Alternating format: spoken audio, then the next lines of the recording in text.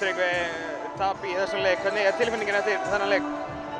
Heyrðu, þetta er náttúrulega Frakkland og það er náttúrulega mjög sterkt lið og er örugglega topp 5 liðin en það er náttúrulega ekkert að tapa. Við vorum með þennan leik við vorum alveg með þennan leik í okkar höndum þannig en við hittum ekki fyrir fimmura og ef við hittum ekki þá er mjög erfitt að vinna svona leiki. Þið voru bara með einhver 4 stig eftir 5 mínútur. Var titringur í þínum mönnum?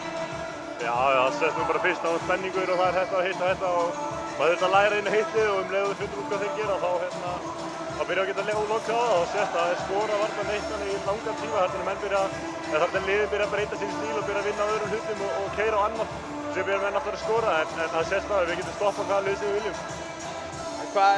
Þið voru alveg inn í þessum leik og þið erum alveg að sjá það æfingarleikunum og öðru að þið eruð ekkert í þessu bara til að vera með þannig. Það er bara ekki spurning, við erum að gera stóra hluti. Við erum með stór markmið í hópnum og saman hvað einhverjir spámenn segja eða hvað, þá erum við að fara að gera okkar besta til þess að sýna að við eigum heima hérna.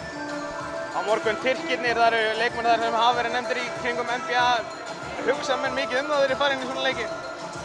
Menn kannski skoða fyrst þegar þeir eru á leiðinni inn í leikinn en mín skoðun er þannig þegar maður er kominn inn í leikinn þá er allt svona bara farið. Það er engin virðing eða neitt slíkt, þetta er bara leikur, það er 40 mínútur þar sem maður má bara það sem maður hugsa einhvern veginn svona og síðan eftir það kannski bara hugsa maður út í það. Eins og núna, þó maður sé að keppa við Frakkland þá kannski hugsa maður ekkert út í það þegar maður er að því. En núna eftir það getur maður horft tilbaka og bara hei, þetta var Frakkland. Það er kannski ekkert að reikna með að við sem að vinna þjóð sem er margfalt íslensk og þjóð. En við ætlum okkur að vinna svona stóra þjóðir þannig að við þurfum bara að gera betur næst.